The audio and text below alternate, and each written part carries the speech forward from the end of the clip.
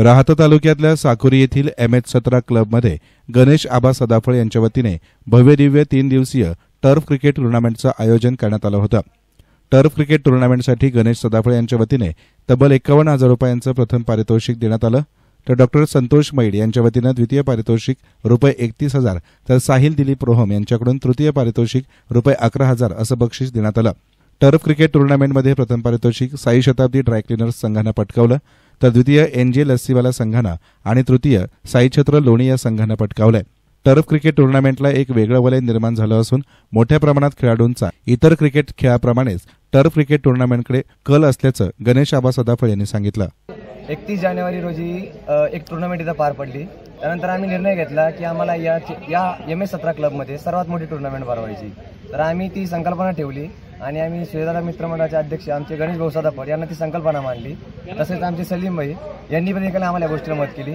गणेश आबाला मी संकल्पना मांडल्यानंतर त्यांनी मला एकच सांगितलं की आपल्या राहत्यासारख्या शहरामध्ये आपल्याला म्हणजे आपल्या खेळाचा वाव भेटला पाहिजे, आपल्या इथल्या खेळाडूंना आणखी मोठ्या ठिकाणी खेळायला गेले पाहिजे। या ठिकाणी आम्ही त्यांना बोललो आणि त्यांनी आम्हाला या ठिकाणी परमिशन दिली। तर आम्ही हे सगळं नियोजन आम्हाला करायला पूर्ण 1 महिना गेला। एका महिन्यामध्ये आम्ही या ठिकाणी भव्य दिव्य असं ऑप्शन भरवलं, जे बाहेर IPL सारख्या लीग्स होतात त्या ठिकाणी आपण ऑप्शन घेतो। तर ऑप्शनची पद्धत आम्ही याआधी देखील भरवली होती, पण आम्हाला ठरलेलं होतं की यावर्षी पण आम्हाला ऑप्शन पद्धती भरवायची होती। ऑप्शन पद्धतीमुळे काय झालं की प्रत्येक टीमकडे वेगवेगळा खेळाडू गेला आणि त्या दृष्टीने एक गोष्ट झाली की प्रत्येक संघ हा मजबूत झाला। त्यात आजचा जो दिवस होता, आजचा दिवस हा अप्रतिम दिवस होता, कारण आजच्या सर्व संघांच्या मॅचेस ह्या खूप रोमांचक होत्या। यात कोण जिंकल कोण हरेल शेवटपर्यंत फायनल नव्हतं।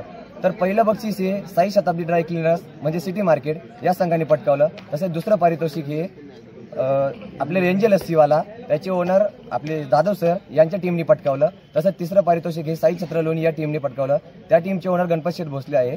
तर भव्य दिव्य असं हे नियोजन केलं आणि माझं वैयक्तिक एकच म्हणणं आहे की यापुढे देखील जेवढ्या टुर्नामेंट्स होतील तर आमच्या गावकऱ्यांनी आम्हाला हातभार लावला पाहिजे।